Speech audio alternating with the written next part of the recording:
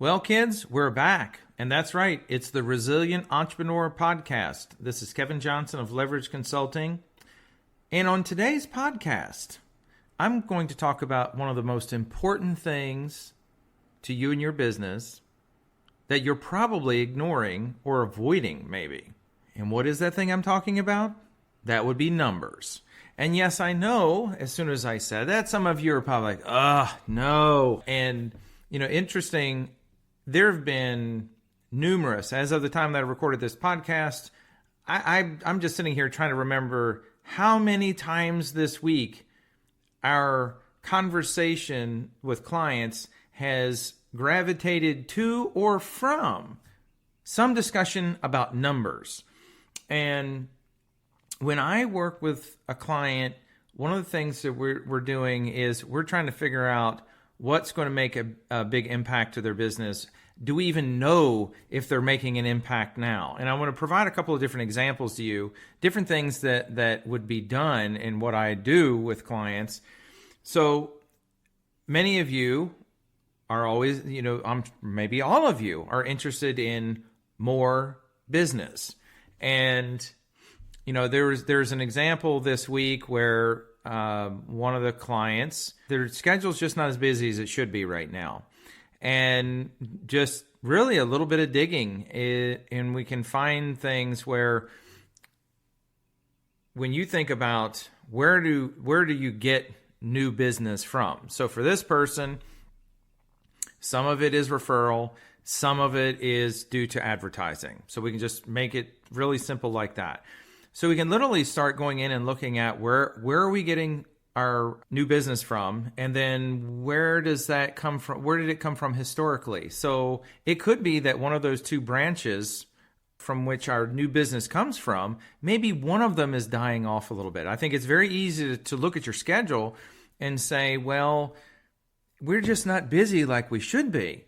And, in an ideal world, in a perfect world, you would have known that before you got to the point of your schedule getting slow.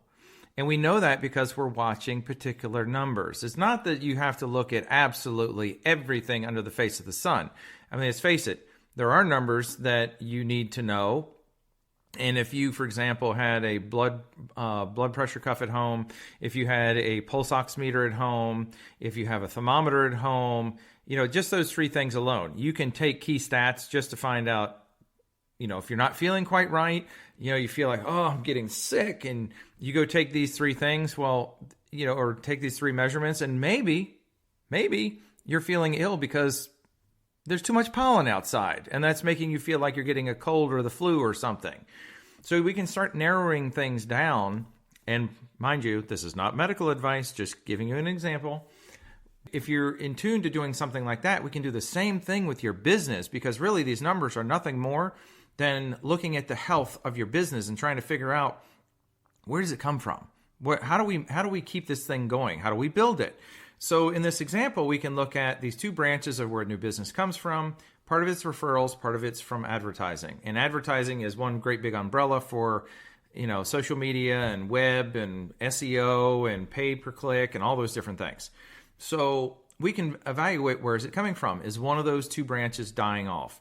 Is this something where, and in this example, this person I even talked to their social media marketing person, and we found out that literally their interaction online between social media and their website is up tenfold, 10x. They were having about 200-ish interactions online between all their outlets. And now they're like, it was actually probably more than 10x, but we'll just say 10x is above 2,000. So how could you have that much more interaction and not at least have more new patients or more new business?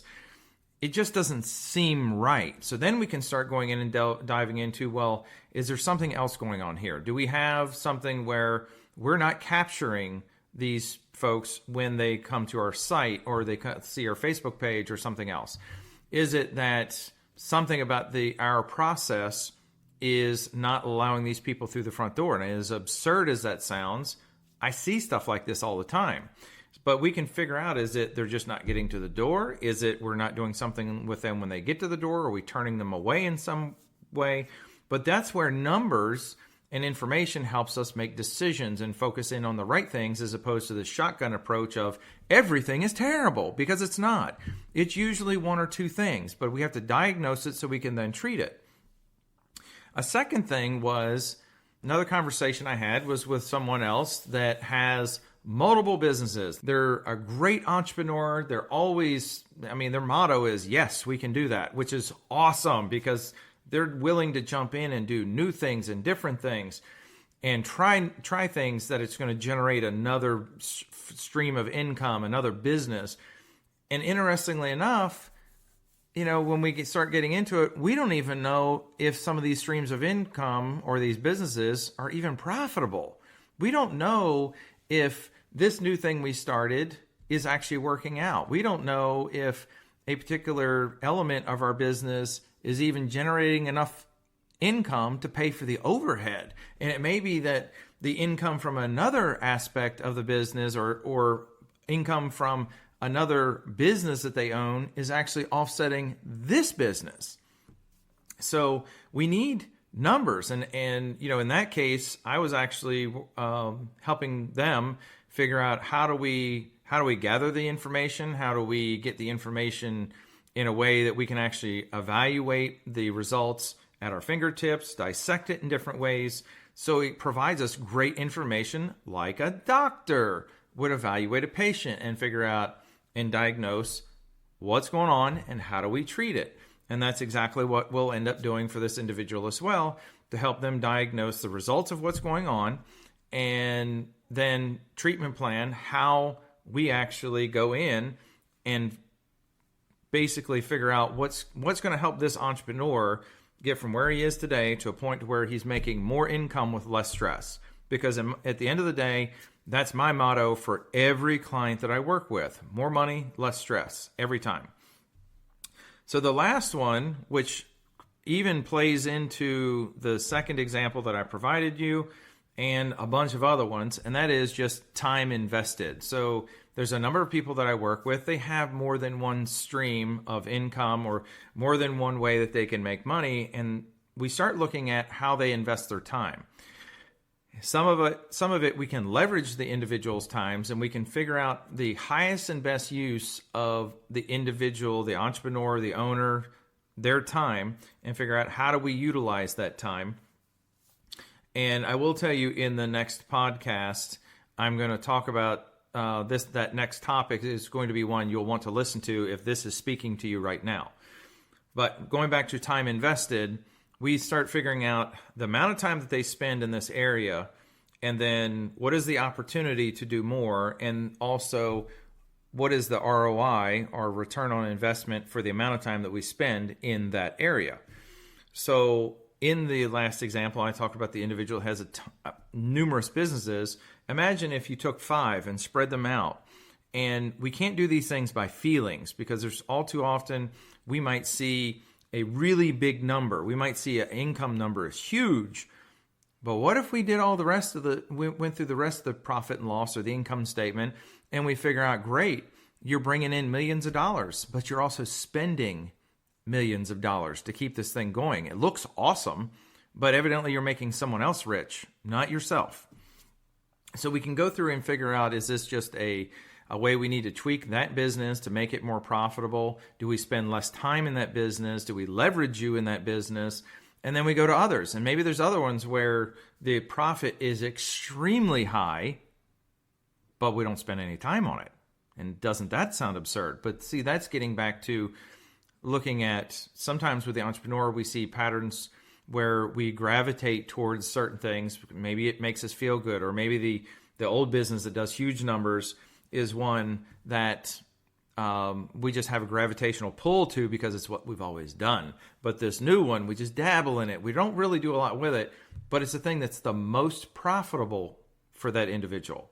So there's just 3 ways. There's numerous ways, but those are 3 ways where you can use numbers to evaluate the success, the profitability, and the opportunity within your business, your streams of income, and quite honestly, your future. Because if your profitability is such that you can continue to build and that in turn builds wealth, then guess what you get to do?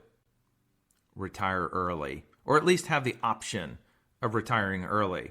I've not met one person who wants to be on the treadmill because they have to. I've met several, in fact, I have several clients. They'll probably die doing what they do for a living because they love it. They love doing what they do. But in the end, you don't want to be trapped into a place where you have to do it because you have to pay your bills. You get yourself to a point to where you build your wealth to where you only do this because you want to anymore. So that was your Resilient Entrepreneur podcast. Learn to love your numbers. I have one coming up in the next podcast where I'm going to build on what I said in point number 3. You will want to listen to that one.